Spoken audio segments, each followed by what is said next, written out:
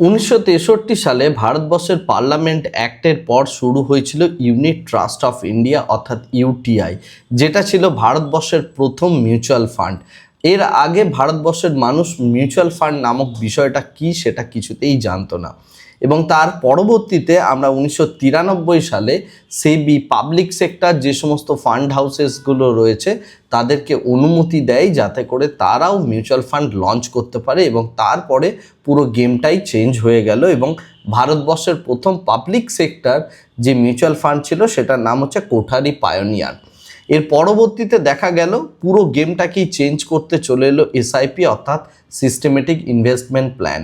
Systematic investment plan মানুষকে এই সুযোগ সুবিধাটা দিল যে না, শেয়ার বাজারে ইনভেস্ট করতে গেলে লাখ লাখ কোটি কোটি টাকার দরকার নেই, ছোট্ট একটা অ্যামাউন্ট দিয়েও আপনি শেয়ার বাজারের মধ্যে ইনভেস্ট করতে পারেন। তো মিউচুয়াল ফান্ডের হিস্ট্রি যদি বলা হয় তাহলে এটা শুরুটা হচ্ছে সেই ইউটিআইকে দিয়েই অর্থাৎ ইউনিট ট্রাস্ট অফ ইন্ডিয়াকে দিয়েই, এবং বর্তমান দিনে যত মানুষ আছেন প্রত্যেকেই শেয়ার বাজারে এখন অংশগ্রহণ করছেন, অর্থাৎ মিউচুয়াল ফান্ড বা শেয়ার মার্কেটের পায়োনিয়ার ইউটিআইকে বলা হয়। আজকের দিনে তার টোটাল AUM এর পরিমাণ প্রায় 87 লক্ষ কোটি টাকার মতো।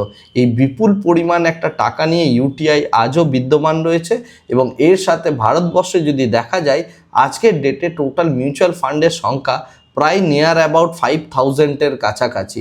এবং এই যে বড় একটা ইন্ডাস্ট্রি মিউচুয়াল ফান্ড যেটা শুরু হয়েছিল ইউটিআই এর হাত ধরে, সেটা ধীরে ধীরে এসআইপি থেকে চেঞ্জ হয়ে এখন এসডাব্লিউপি এবং এছাড়াও বিভিন্ন রকম ফরম্যাটের মধ্যে দিয়ে ভারতবর্ষের ইনভেস্টমেন্ট জার্নিকে আগামী দিনে আরও ত্বরান্বিত করবে।